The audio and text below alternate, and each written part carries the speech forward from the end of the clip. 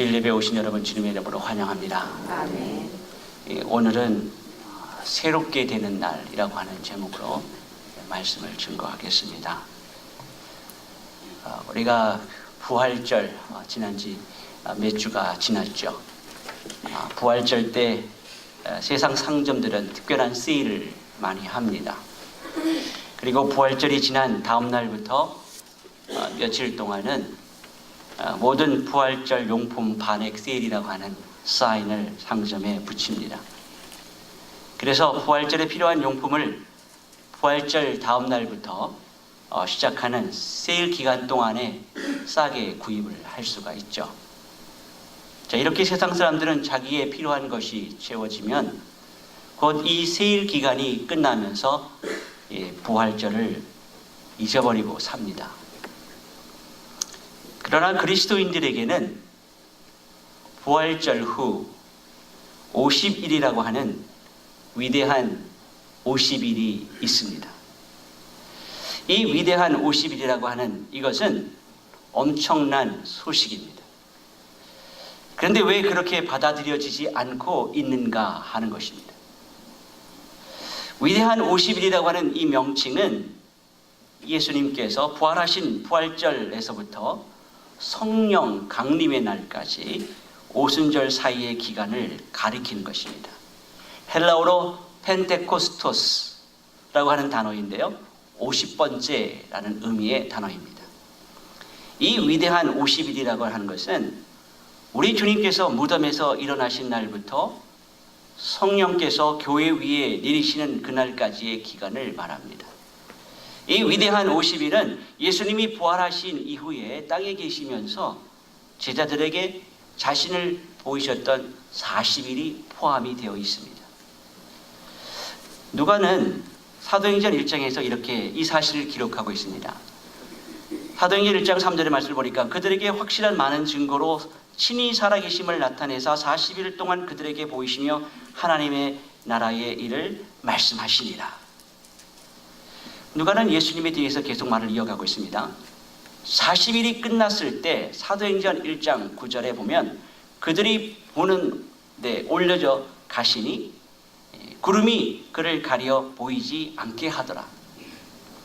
그런데 하나님의 영, 성령, 곧 약속하신 바 된 선물이죠. 예수님께서 세상 끝날까지 항상 우리와 함께 계실 것이라고 하는 보증하는 성령 하나님을 기다리며 확신에 찬 기대 속에 10일이 더 흘러가는 것입니다. 50일이 되는 날 성령의 움직임이 포착이 됩니다.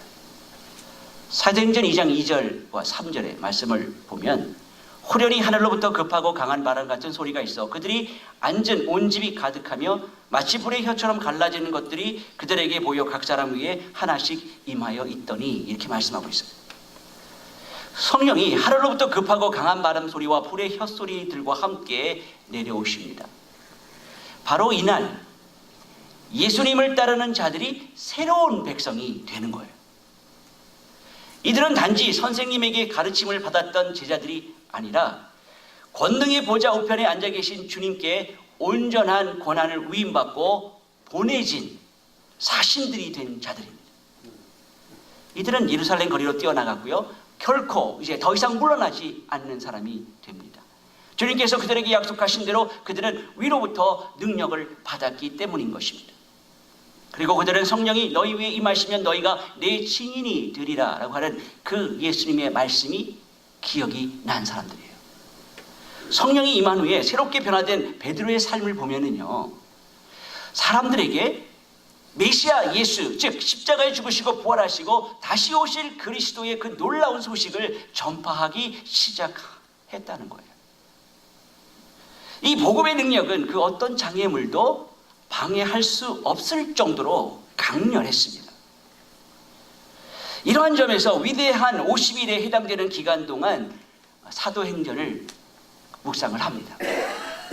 그 이유는 사도행전이 우리 앞에 우리 주님께서 무덤에서 부활하신 후에 이 세상에 일어난 폭발적인 복음의 확장 이야기를 전해주고 있기 때문이라는 거예요. 부활절은요, 단지 시작일 뿐입니다.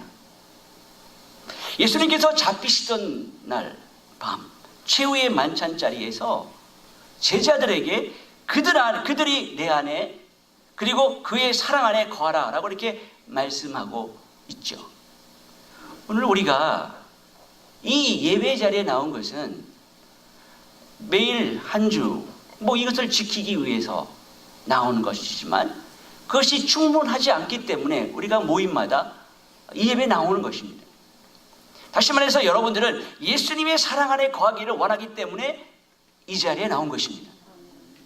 이러한 소원 때문에 우리 모두가 한 자리에 모여서 우리는 서로 친밀하고 서로 가까이 연결되어 있는데 그 이유는 우리는 예수님의 사랑이 만들어낸 한 가정의 구성원이기 때문이라는 거예요. 자, 이런 맥락에서 오늘 본문의 말씀을 보시기 바랍니다. 본문을 보기 전에 우리에게 아주 익숙한 베드로와 요한이 성전 미문의 앞에 앉아있는 그 사람 거린과의 이야기, 사도행전 3장 앞부분의 말씀을 잠깐 생각해 보겠습니다. 3장의 이 기사는 사도행전에 쓰여진 최초의 사도들의 기사입니다. 성전 미문에 나면서 불구가 된 걷지 못하는 한 거린이 있습니다. 그날도 그는 습관적으로 성전 미문에서 구걸하기 위해서 그곳에 앉아 있죠. 유대인들은 하루에 3번씩 기도를 합니다. 베드로와 요한도 그 기도 시간에 성전에 기도하기 위해서 들어가다가 미문에 앉아 있는 그를 발견하죠. 누가가 예수님의 기적을 예수님의 기도와 밀접하게 연결한 것처럼 여전히 사도들의 기도를 통해서 예수님의 능력을 드러내므로 이해할 수가 있습니다. 태어날 때부터 걷지 못하는 이의 치유 사건은 예수님이 이 땅에 계실 때 보이셨던 그 관심과 성령을 받은 제자들도 동일한 관심을 갖고 있다라고 하는 사실을 보여주고 있는 것입니다. 베드로와 요한이 그에게 자신들을 보라 이렇게 말을 했더니 그는 무엇을 얻을까 하고 그 기대감을 갖고 그들을 쳐다봅니다. 그러나 베드로는 이렇게 말하죠. 은과 금은 내게 없거니와 내게 있는 이것을 내게 주노니 나사렛 예수 그리스도의 이름으로 일어나 걸어라. 베드로는 예수를 나사렛 예수로 소개하고 있습니다. 그는 사람들에게 잘 알려져 있는 나사렛 예수가 그리스도이신 그 사실을 강조하고 있는 거예요. 나사렛 예수 그리스도의 이름은요, 당시 유대인들에게서는 경멸적인 의미로 사용되었던 말입니다. 근데 태어나서 한 번도 걸어본 적이 없는 그에게 나사렛 예수 그리스도의 이름으로 걸어라 이런 명령을 합니다.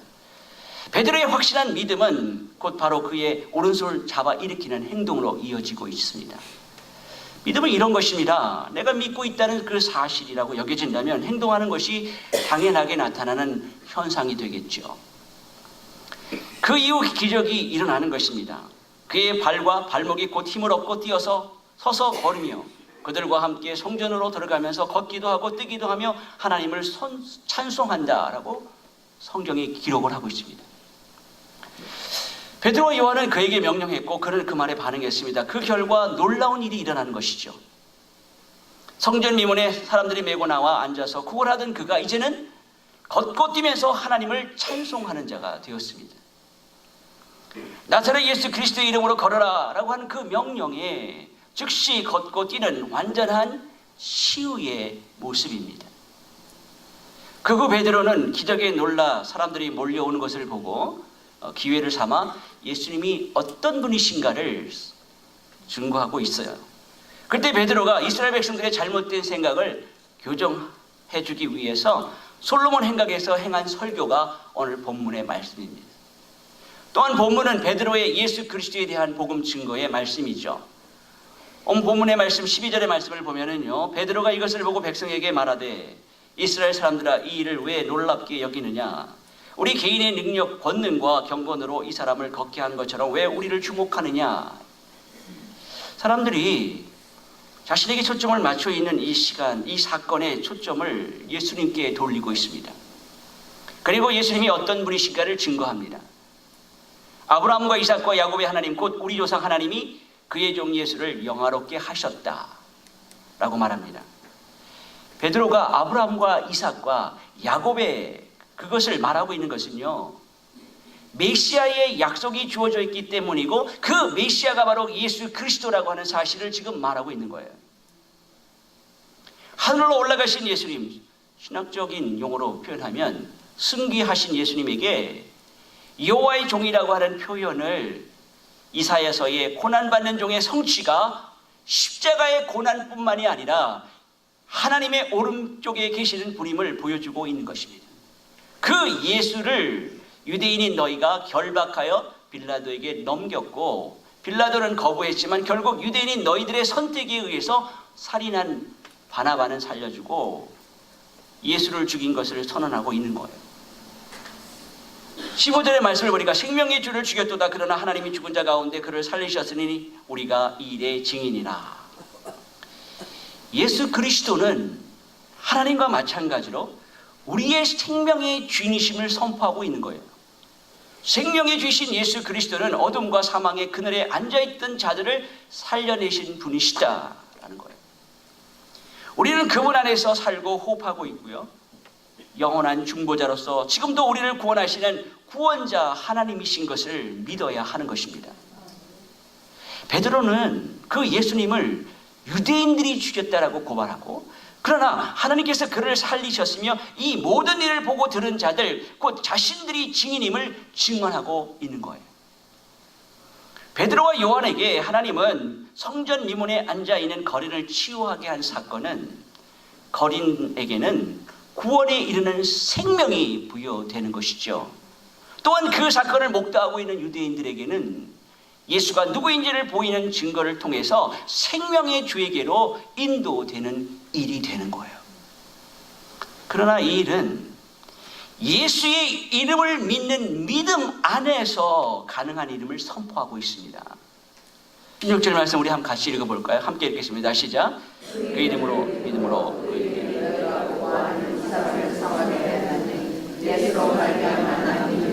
이 모든 사람 앞에서 이같이 완전히 일게 하였느니라. 아멘. 베드로와 요한이 예수의 이름을 믿음으로 그랬어요. 이 놀라운 이적을 일어났음을 증거하면서 베드로의 설교를 듣는 유대인들에게 예수의 이름을 믿어야만 구원이 이루어진다라고 말씀하고 있는 거예요. 다른 이름을 주어진 적이 없다는 거예요. 예수 그리스도의 이름으로 말미암아 구원에 이른다는 사실을 강조하고 있습니다. 17절 말씀 우리가 형제들아 너희가 알지 못하여 그리하였으며 너희 관리들도 그리한 줄 아노라. 그러나 하나님이 모든 선지자의 입을 통하여 자기의 그리스도께서 고난받으실 일을 미리 알게 하신 것을 이와 같이 이루셨느니라. 베드로가 지금 유대인들에게 형제들아 이렇게 부르고 있습니다.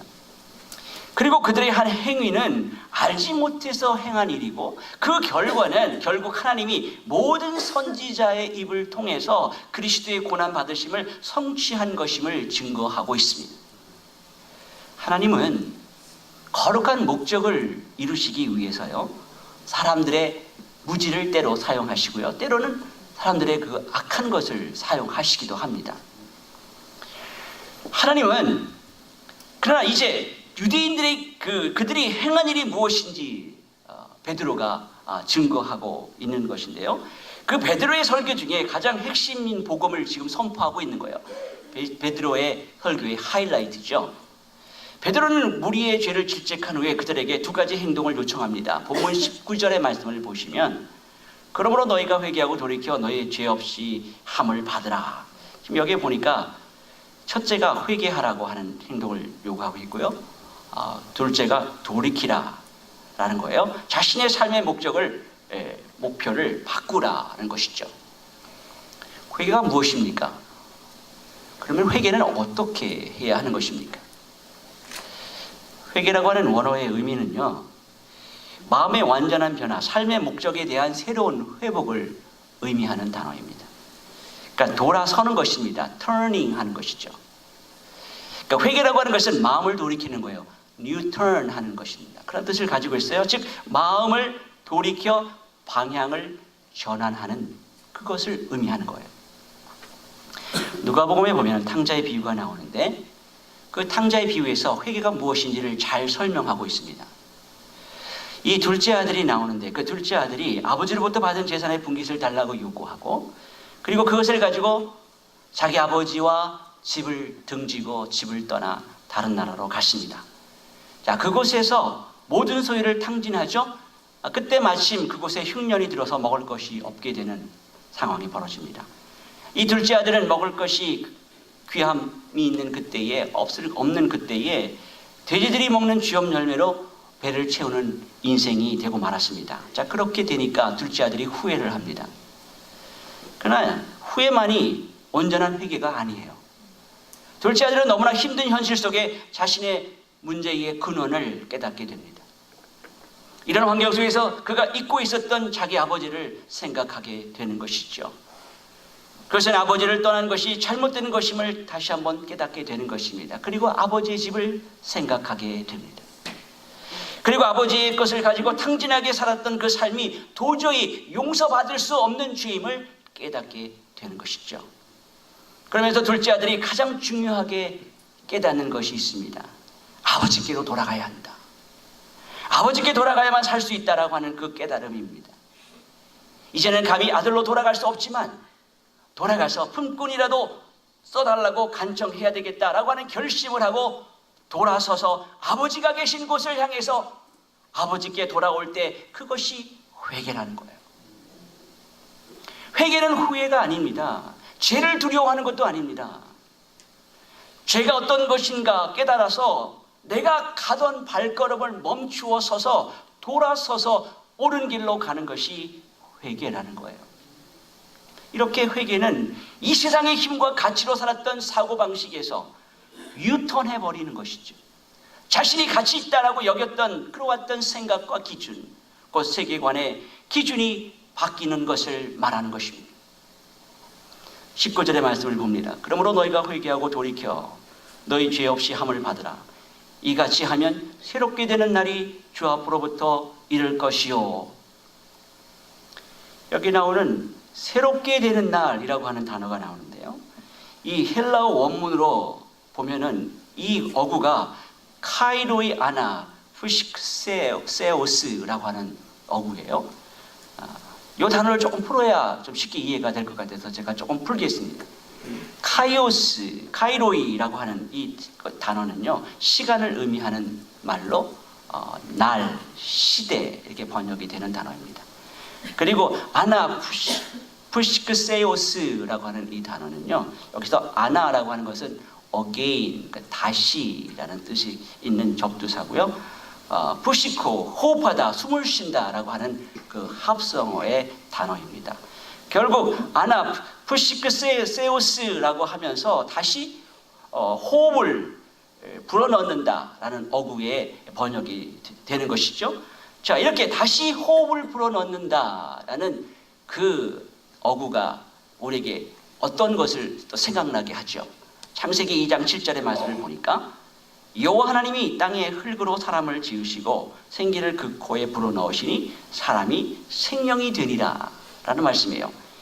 여기서 생명이라고 번역이 된 단어의 뜻은요, 살아있는 산 존재의 의미의 단어입니다. 하나님께서 흙으로 사람을 만드시고 그 안에 생기를 불어넣음으로 생명이 생겨서 비로소 사람이 되는 거예요. 그러니까 새롭게 되는 날은 주석의 도움을 받아서 헬라어 구절을 다시 한번 살려서 표현하면 숨통이 트이는 때를 말하는 것입니다. 숨통이 트이는 때. 다시 말해서 마치 고통 가운데 있어서 그 고통으로 인해서 숨을 제대로 쉴 수 없었던 사람이 고통으로부터 건짐을 받아서 안도의 쉼을 받을 때를 말하는 것입니다. 그러므로 생기를 공급받은 사람은 생명, 살아있는 산 존재가 되는 것입니다. 그렇다면 인간에게 부어진 생기가 무엇입니까? 그 원어의 의미는 생명의 기운을 말하는 거예요. 그러니까 하나님의 백성은 그렇게 하나님의 생명의 기운, 생기를 받을 때만 거룩한 존재가 되는 거예요. 그 흙 먼지로 만들어진 인간이 회개하고 돌아올 때 다시 호흡을 불어 넣게 되는 거예요. 새 생명의 재창조가, 그러한 역사가 일어나는 것이죠. 그래서 새롭게 된다라는 말씀이에요. 신선한 공기로 말미암아 생명력을 되찾게 된다는 의미의 말씀입니다. 여러분, 지하철이나 건물에서 화재가 났을 때 사람들이 많이 죽는 이유가 있다고 하죠. 불로 생기는 유독가스 때문에 많이 죽는다고 합니다. 자, 이런 절체절명의 상황에서 사람들이 살 수 있는 방법은 밖으로부터 들어오는 신선한 공기입니다. 이런 공기는 안에서 자체 그 안 건물 안에서 만들어지는 것이 아니에요. 바깥에서부터 들어오는, 그렇게 공급되어야 하는 것입니다. 아사 직전의 상태에 있는 자들에게 베드로가 선포합니다. 너희들은 새롭게 되어야 된다. 그렇지 않으면 질식해서 죽는다라고 선포하고 있는 거예요. 이런 위기 상황에 있는 사람들을 어떻게 해야 하는 것이죠? 19절의 말씀을 보니까 유일한 방법을 가르쳐주고 있습니다. 회개해야 한다라는 거예요. 밖에서 바람이 불어 들어와야 하듯이 이 회개는 우리 스스로 할 수 있는 것이 아니라는 거예요. 교회가 탄생하는 오순절 마가의 다락방에서도 강한 바람, 성령의 능력이 임하는 것이죠. 성령의 바람이 그들에게 불어서 새롭게 변화를 일으켜 버리는 거예요. 베드로는 창세기부터 예수님께서 하신 말씀을 듣고 한마디로 표현한 단어가 오늘 본문의 말씀이 있어요. 새롭게 되는 것입니다. 너희가 살아날 수 있는 유일한 방법은 회개하고 돌이키는 것이다 라고 말씀하고 있는 것입니다. 어디서 돌이키는 것입니까? 이 세상의 힘이 되는 것을 의지하고 내 스스로, 내 능력으로, 내 소유가 있기 때문에 신의 경지를 내 능력으로 찾아갈 수 있다라고 여기는 세상적인 가치를 추구하는 그 모든 것입니다. 거기에서 돌이키라는 거예요. 그리고 너희 죄의 사함을 받으라 그랬어요. 이 말은요, 너희 죄가 지워지게 하라라는 거예요. 죄가 사해지는 것은 곧 지워지는 것으로 표현하고 있어요. 자, 그날 그때에는 이스라엘의 죄악을 찾을지라도 없다라고 지금 성경이 선포하고 있는 거예요.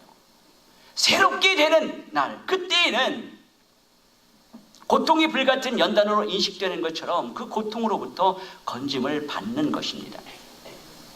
하나님의 백성들에게 있어서 새롭게 되는 것의 시작은요, 죄에서 돌이킨 후에 임한 하나님의 임재입니다. 성령의 충만입니다. 그러나 성령 충만한 자는 오히려 하나님을 대적하는 세상과는 반대의 가치관으로 살아갑니다. 그들은 세상에서 말하는 힘을 키우려고 하지 않습니다. 섬기는 자로, 대접하는 자로, 저주하는 자를 축복하고 원수를 사랑하는 방식으로 살아갑니다. 이렇게 하나님의 뜻대로 살려고 하는 자는 세상의 가치관과 반대로 살아야 하기 때문에 세상과 갈등이 있는 것이고 영적 전쟁은 불가피한 것이라는 거예요. 다른 이가 모함하고 공격하는데 같이 대응하지 않습니다. 이것이 하나님 나라의 법칙이에요.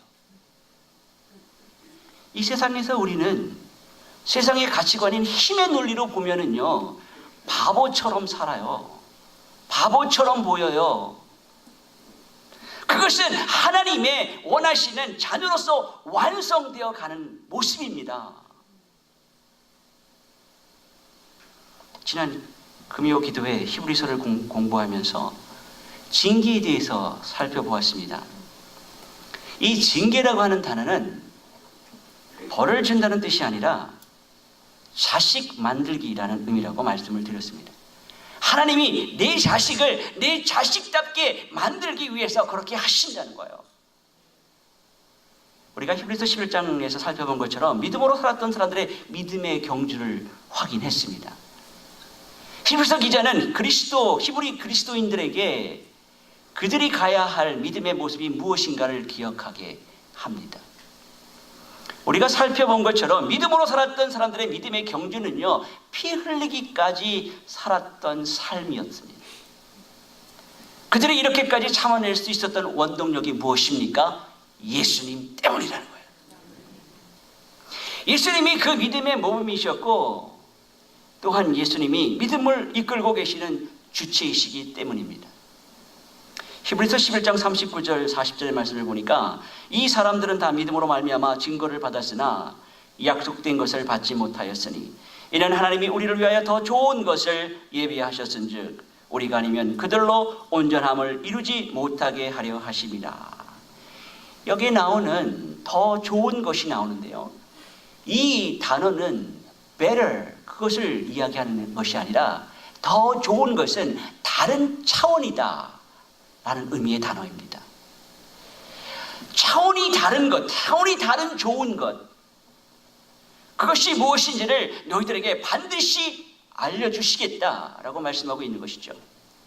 피 흘리기까지 하나님이 우리 안에서 전쟁을 일으키시는데 그것이 우리에게 소중하시기 때문에 그렇게 하신다는 거예요. 그래서 히브리서 11장에서 그 소중한 것을 이렇게 표현하죠. 더 좋은 것, 진짜 좋은 것이 무엇입니까? 예수 그리스도라는 거예요. 그런데 하나님이 내 삶 속에서 예수가 소중한 것을 내가 피 흘리기까지 싸우면서 그것을 포기하지 못하는 자로 내가 만들어 내겠다라고 하는 것이 징계이고요, 그것이 훈련이고 디스플레인이고 그것이 하나님 자식 만들기라는 거예요. 하나님이 자기 자식 만들기를 위해서 성도 안에 찾아오셔서 하신 일이 있습니다. 그것이 무엇입니까? 바로 그 육신의 생각을 죽이는 거예요. 나의 옛 자아를 죽이는 거예요. 그것이 아버지의 성품을 담게 하기 위한 자식 만들기입니다. 징계를 주시는 이유도요, 다 이런 사랑하기 때문에 그렇게 하신다는 거예요. 사랑하시기 때문에. 이 징계에서 자유로울 사람은 한 사람도 없죠. 왜냐하면 우리 모두는 주인이기 때문입니다. 이 징계를 달게 받을 수 있는 것의 이유는 베드로의 설교의 다음의 말씀입니다. 20절에서 21절 우리 함께 같이 읽겠습니다. 시작. 또 주께서 너희를 위하여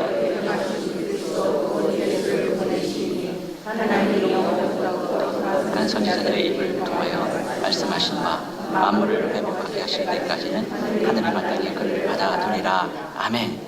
이제 하나님께서는 하나님의 계획대로 이 땅에 예수 그리스도를 다시 보내실 것을 말씀하십니다.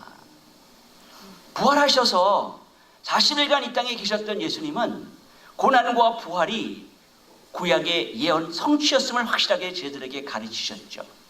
하나님은 그의 백성들로부터 모든 악과 고통을 제거하기 위해서 그리스도를 다시 보낼 것을 베드로 사도를 통해서 지금 말씀하고 계시는 거예요.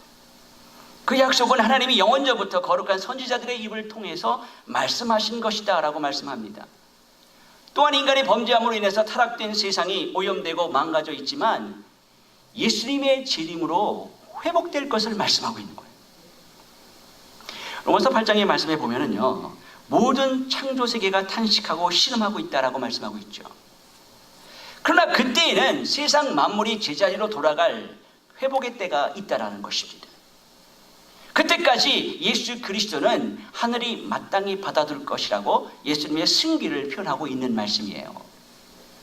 예수 그리스도의 부활하신 몸을 하늘이 받아들 것이다 라고 말하고 있습니다. 말씀을 듣고 있는 유대인들에게 예수 그리스도가 누구인가를 실제적이고 분명하게 다시 오셔서 심판하실 그분이다 라고 지금 말씀하고 있는 거예요. 그분이 유대인 너희들이 잘 알고 있는 선지자들의 입을 통해서 증거한 메시아다라고 하는 사실을 지금 선포하고 있는 거예요. 유대인과 이방인의 수가 차기까지 기다리시고 예수님이 다시 오실 그때에 모든 것의 회복을 선포하고 있는 것입니다. 이를 위해서 사도 바울이 설교를 통해서 사도 바울이나 사도 베드로가 설교를 통해서 유대인들 중에 하나님의 백성을 찾고 있는 것이죠.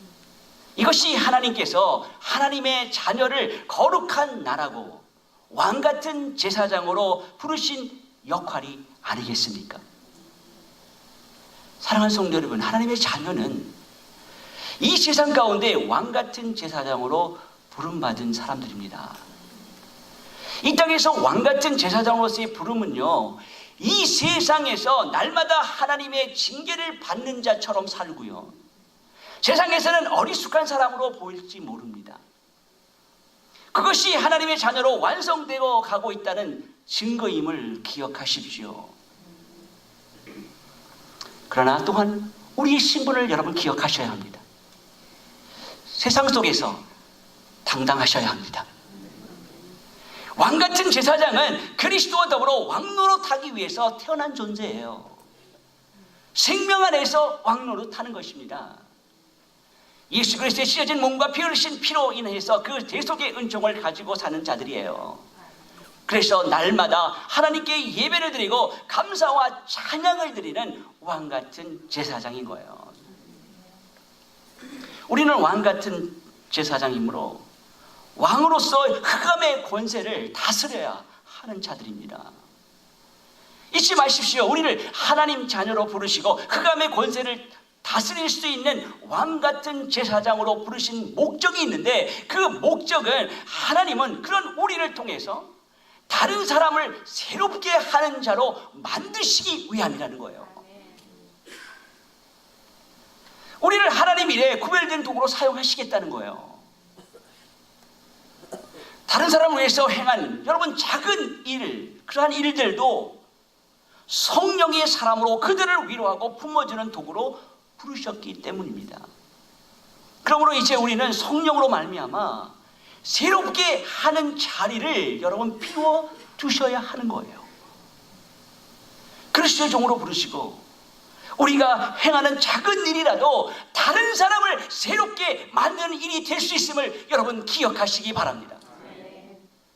우리가 영원히 새롭게 되는 그날, 우리가 하나님 나라에서 먹고 마시게 될 때에 우리가 맞는 이 세상에서의 매일의 날들은 그때 갖게 될 하나님이 영원하고 끝없는 잔치의 시작일 뿐이라는 사실을 기억하시기 바랍니다.